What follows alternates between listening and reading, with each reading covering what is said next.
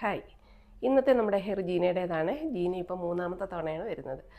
ഈ പ്രാവശ്യം ഞാൻ ജീനയ്ക്ക് ചെയ്ത് കൊടുത്തിരിക്കുന്നത് ബ്രസീലിയൻ ബോട്ടൈസ് ആണ്. നമുക്ക് ജീനയുടെ ഹെയർ ചെയ്തിരിക്കുന്നത് കാണാം.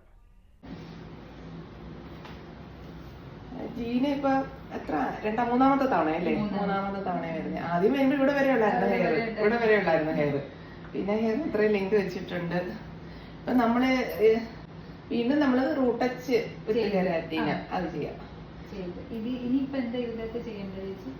ഇതിനകത്ത് ചെയ്യേണ്ടതാണ്. അപ്പൊ ലെങ്ത് കുറയ്ക്കണോ? ലെങ്ത്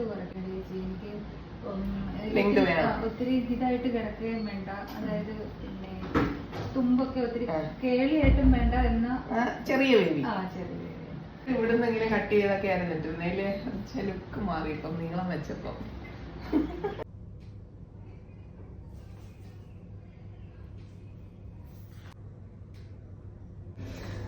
ഇപ്പൊ ജീന ഇപ്പൊ മൂന്നാമത്തെ പ്രാവശ്യമാണ് വരുന്നത്.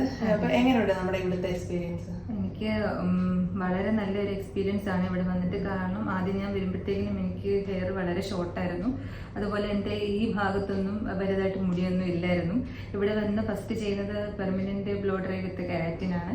എനിക്കത് ചെയ്ത് കഴിഞ്ഞ് പിന്നെ എനിക്ക് 1 ഇയർ കഴിഞ്ഞിട്ടാണ് പിന്നെ വരേണ്ടി വന്നത്. കാരണം നന്നായിട്ട് ലെങ്തും ഉണ്ടായി, എല്ലാം കൊണ്ടും നല്ലൊരു ട്രീറ്റ്മെന്റ് ആയിട്ടാണ് എനിക്ക് തോന്നിയത്. പിന്നെ വേറെ ഒന്നും എനിക്ക് പോകാൻ തോന്നിയില്ല. വീണ്ടും ഞാൻ ഇങ്ങോട്ട് തന്നെ വന്നു.